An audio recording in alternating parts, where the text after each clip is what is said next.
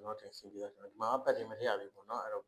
pattern CNSD တော့စနစ်လောက်ကနေမယ်ဒီကောင်ဆိုလဲစနစ်လောက်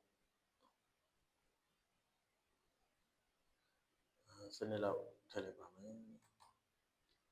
အဲ့ဆိုရင်တော့နည်းနည်းပါးကြည့်လို့အစီအစဉ်ထင်ပါတယ်အဲ့ဒီကောင်လေးကိုကျွန်တော်တို့ check run ကြည့်အောင်run ကြည့်ရင်ကျွန်တော်ခုနက CD ထည့်လိုက်တာဖြစ်တဲ့အတွက်ပြန်ပြီးတော့ဒီ page runner ကနေပြီးတော့ပြန်ထုတ်အောင်ဖြစ်ပါတယ်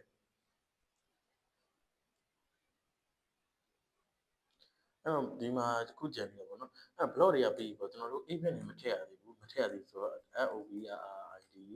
override YIND init state okay အဲ့ဒါ super.IND ဒီ init state လေးကတော့ဟိုဒီ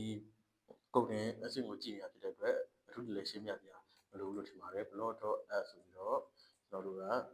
စဖုန်းနဲ့ကျွန်တော်တို့အပ်လိုက်မယ် get weather event အဲ့မှာခက်တာကျွန်တော်တို့လက်နဲ့လောင်းတယ်ကျွန်တော်တို့ယူရမယ်ပေါ့နော်ယူရမှာဖြစ်တဲ့အတွက်ကျွန်တော်တို့က geolocator ကိုလက်ယူရမယ် G ကို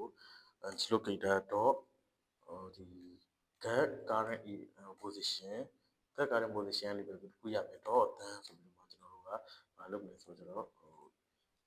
ဒီ callback function တွေကိုယူလိုက်မယ် position အဲ့တော့ left ဆိုရင်ဒီ position. latitude လောင်းဆိုရင်ဒီ position. longitude okay အဲ့ဒီတော့ပြီးသွားပြီကျွန်တော်တို့ကနောက်တစ်ဆင့်မှာပါလဲဆိုတော့ဒါကဖွင့်ဝင်နေရှိတာဒါပေမဲ့ဖွင့်ထားရင်လည်းကျွန်တော်တို့ကခုနကဒီ app bar ရဲ့အပေါ်ကဒီကောင်လေးကိုနှိပ်တဲ့အချိန်မှာကျွန်တော်တို့ကရချင်တာဖြစ်တဲ့အတွက်ဒီလိုမျိုးတော့အဆင်မပြေဘူးဒီမှာခုနက position ဆိုပြီးယူလိုက်မယ်ဟိုစာဒီကိုအစာ1 position AWND wait geolocator. get current position ဆိုပြီးတော့ကျွန်တော်ယူလိုက်မယ်အဲ့တော့ဒီမှာ asynchronous function လုပ်ပြရမယ် callback ဒီတိုင်းဆိုရင်တော့ကျွန်တော်တို့အဆင်ပြေသွားပြီပေါ့နော်အဲ့ဆိုရင်ကျွန်တော်တို့ run ကြည့်အောင်ဆိုတော့ဒီမှာ material app ကိုကျွန်တော်တို့ home ကိုcopy ရမယ်ဆိုတော့ weather screen ဆိုပြီးတော့ကျွန်တော်တို့ copy ရမှာဖြစ်ပါတယ်အဲ့ဒီမှာခေါ်တာတော့ဒီမကြောက်ဘူးပေါ့နော်မကြောက်ဘူးဆိုတော့ import လုပ်ပြီး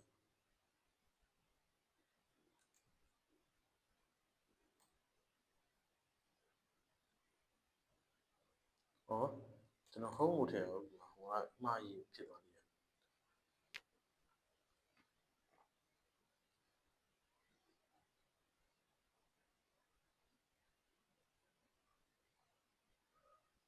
ကျွန်တော်တို့ run နေတဲ့အချိန်မှာခဏလေးစောင်းအောင်ဖြစ်ပါတယ်ကျွန်တော် run တော့ပါလိမ့်မယ်ကျွန်တော်တို့ error တက်မယ်ပေါ့နော်ဒါလေးကတော့ကြည့်အောင်ကျွန်တော်တို့ဒီဟိုမကြည့်မဲနဲ့တန်းရှိနေဆိုဒါပေမဲ့ခုကလည်းအရန်ခက်တော့မပါပါဘူးကျွန်တော်တို့အရန်လွယ်တဲ့ဟာလေးပဲသုံးထားပါတော့ဒီသင်ခန်းစာကျွန်တော်တို့ကဒီဟို retrofit ရဲ့ flutter block ရဲ့ JSON annotation ရဲ့ကိုကျွန်တော်တို့အသုံးပြုရအောင်သင်ပေးခြင်းဖြစ်ပါတယ်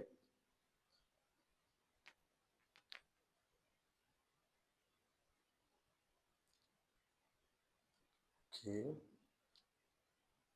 application ကတော့ကျွန်တော်တို့စပွင့်လိုက်ဖြစ်ပါတယ်အဲ့တော့ log လေးတစ်ချက်ကြည့်ရမှာပေါ့နော် okay အဲ့ဒါပြပါတယ်ကျွန်တော် permission deny ဟုတ်ပါတယ်ကျွန်တော်တို့ဒီဟိုကမထည့်ထားဘူးပေါ့နော်ဘယ်လိုရမလဲ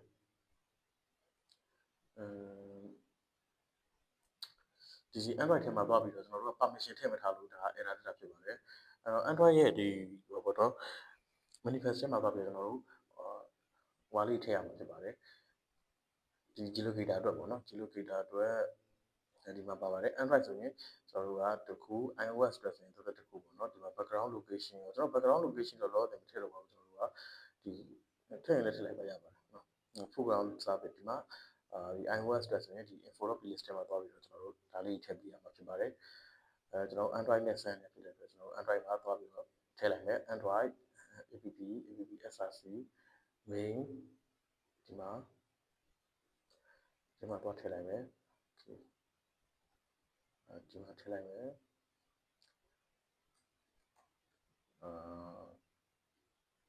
service location မှာထည့်လိုက်မယ် okay အဲ့ဒါပြင်ကျွန်တော်နောက်တစ်ခုလေး ထည့်လိုက်ပါဦးမယ်ဒီက NET internal လေးထည့်လိုက်ပါဦးမယ်ဗျာ okay ဒါဆိုရင်ကျွန်တော်တို့ပြန်ဆန်းလို့ရပါပြီကျွန်တော် application မှာလောတယ်ကဒီ location ပါဖြစ်တဲ့အတွက်ဒီ Android မှာဆိုရင် Android permission သွားပြီးတော့ထည့်ပေးရပါတယ်ဒီ Apple ပေါ့နော် iOS မှာဆိုလည်းဒီကောင်လေးတွေသွားပြီးတော့ထည့်ပေးမှာဖြစ်ပါတယ် UI background mode ထဲမှာကျွန်တော် location ဆိုပြီးတော့ဘယ်မှာသွားထည့်ရလဲဆိုတော့ကျတော့ကျွန်တော်တို့ဒီမှာဒီမှာ iOS ထဲမှာ iOS ထဲက runner တွေကဒီ info.pjc မှာဒီမှာသွားပြီးတော့ထည့်ပေးမှာပါဒီ gist ထဲမှာဒီအောက်မှာသွားပြီးတော့ထည့်လိုက်ရပါတယ်ဒီ true ရအောင်ပါအင်တာခောက်ပြီးတော့ကြောင်းဆင်းပြီးတော့ကျွန်တော်တို့သွားထည့်လိုက်လို့ရပါတယ်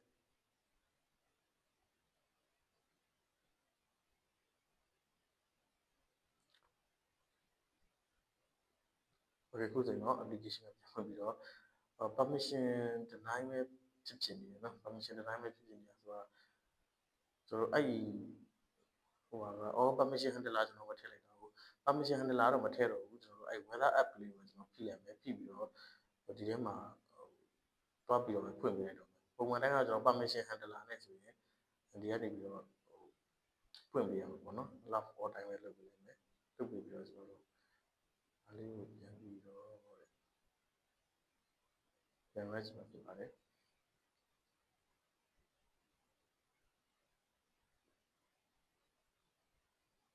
โอเคလဲနေပါပြီကျွန်တော်တို့ရဲ့ data က Mountain View US တဲ့ဟိုပေါ့ emulator ဖြစ်တဲ့ data ဆိုတော့ဒါကတော့မှန်သွားပါပြီပေါ့နော်ကျွန်တော်တို့ရဲ့ဒီ data လေးတွေရောက်ရှိလို့ဖြစ်သွားလာတော့ပါပြီတစ်ခါပြန်လေးလိုက်မယ် okay GPS ယူနေတယ်အပေါ်မှာနေရာလေးနေလိုက်ပေါ့လေအဲ့မှာခုနက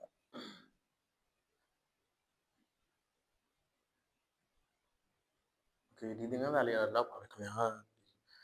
အားလုံးလည်းအဆုံးထိလိုက်လို့နိုင်ရလိမ့်မယ်လို့ပြောနေပါတယ်ကျေးဇူးတင်ပါတယ်ခင်ဗျာကျွန်တော်ကိုကန်ဟိမှာ